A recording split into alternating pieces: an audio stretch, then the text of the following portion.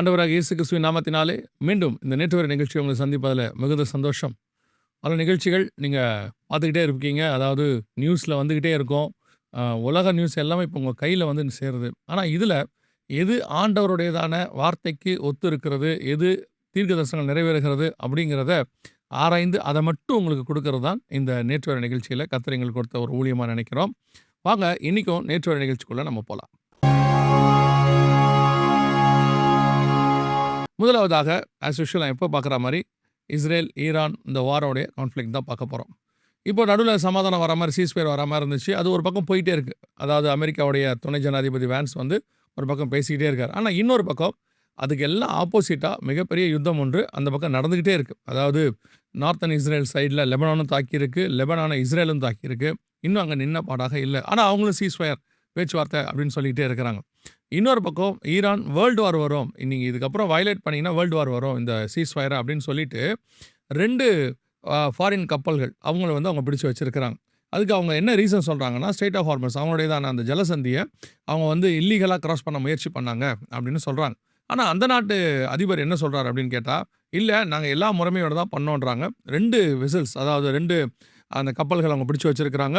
1 தாக்கியிருக்காங்க, 3ஆவதாக 1 தாக்கியிருக்கிறாங்க. இது இன்னும் பெரிய பரபரப்பை உண்டாக்கி இருக்கிறது. ஸோ இஸ்ரேல் ஈரான் வார் ஆனது இன்னும் அடுத்த கட்ட லெவலுக்கு பெரிய லெவலுக்கு தான் போகுது அப்படின்னு சொல்லி நம்ம பார்க்குறோம். இது முதலாவதாக இதில் இந்த வார்னுடைய விஷயம். ஆனால் இதில் ஏற்படக்கூடிய சைடு எஃபெக்டை நம்ம சொல்லுவோம் இல்லையா, பிரதானமாக இந்த வாரோடைய சைடு எஃபெக்ட் உலகம் முழுக்க சைடு எஃபெக்டோடு சொல்லக்கூடாது, மெயின் எஃபெக்ட் என்னன்னு கேட்டிங்கன்னா ஆயில் ப்ரைஸ் ஹைக். அதாவது எண்ணெய் விலை வந்து உயரும். கிட்டத்தட்ட $102 ஒரு பேரல் உயர்ந்திருக்குது விலை. 95, 96, 93 இருந்துச்சு. இந்த 2-3 மாதத்துக்குள்ளே மட்டும் இவ்வளோ உயர்ந்திருக்கு. சமீபத்தில் கூட இந்தியாவில் இருக்கக்கூடியதான இந்த ஆயில் நிறுவனங்கள் அவங்க என்ன சொல்லியிருக்காங்கன்னா, நஷ்டத்தில் கொடுத்துக்கிட்டே இருக்கிறோம், 2-3 மாதமாக அது நஷ்டத்தில் போகுது, விலை உயர்த்தாமல் வேறு வழியே இல்லை அப்படிங்கிற இடத்துக்கு தான் போகுது, ஆனாலும் நாங்கள் அதை செஞ்சுக்கிட்டே இருக்கிறோம், விலை உயர்த்தாமல் இருக்கிறோம் அப்படின்னு சொல்லிகிட்டே இருக்கிறாங்க.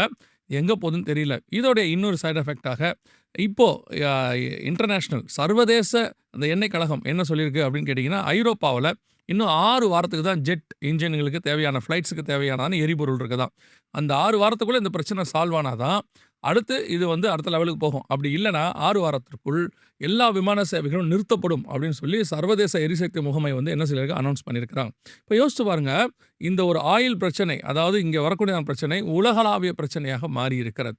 ஸோ இது ஈரான் இஸ்ரேலுடைய அந்த வார் அப்டேட் எசேக்கியேல் 38, 39 அதை மறந்துடக்கூடாது. அந்த அந்த அதிகாரங்களுடையதான அந்த தீர்க்க தரிசனத்தினுடைய நிறைவேறுதலுக்குள்ளே இதெல்லாம் போய்கொண்டே இருக்கிறது. இஸ்ரேலிய பிரதிநிதிகள் 40 பேர் ரஷ்யாவுக்குள் நுழைவதற்கு தடை செய்யப்பட்டிருக்கிறது. ரஷ்யா ஏர்போர்ட்டிலிருந்து அவர்கள் மீண்டுமாக திருப்பி இஸ்ரேலுக்கு அனுப்பப்பட்டிருக்கிறார்கள். ஏறக்குறைய 5 மணி நேரம் அவர்களுக்கு சோதனை செய்யப்பட்டு அவரிடத்தில் கேட்கப்பட்ட மிக முக்கியமான கேள்வி, இஸ்ரேலிய இராணுவத்துக்கும் தொடர்பு இருக்கிறதா, ஈரானை குறித்தான அவங்களுடைய கருத்துகள், அதோடு கூட அவங்களுடைய தனிப்பட்ட மடிக்கணனி, செல்ஃபோன் போன்றவற்றை அவர்கள் எல்லாவற்றையும் செக் பண்ணியிருக்கிறாங்க. அவங்க சொல்லியிருக்கிறாங்க, ஈரானுடைய எதிரி ரஷ்யாவுடைய எதிரி அப்படின்னு அவங்க சொல்லியிருக்கிறாங்க.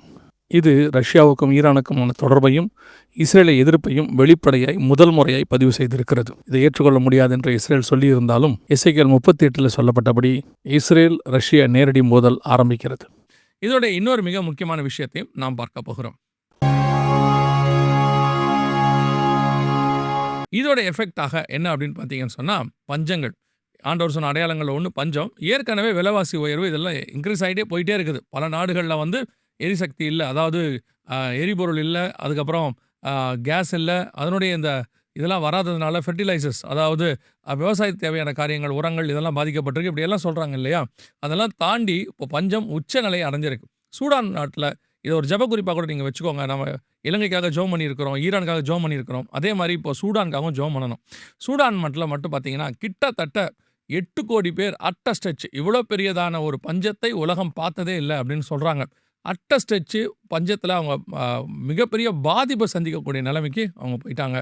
ஸோ இது இன்னும் உச்சக்கட்டத்துக்கு போயிட்டே இருக்குது. இவங்களை என்ன பண்ணுறதுன்னு யாருக்கும் தெரியல. ஏன்னா பணக்கார நாடுகள்லாம் யுத்தத்தில் பிஸியாக இருக்குது, ஆயுதங்களை வாங்கி குமிக்கிறதுல.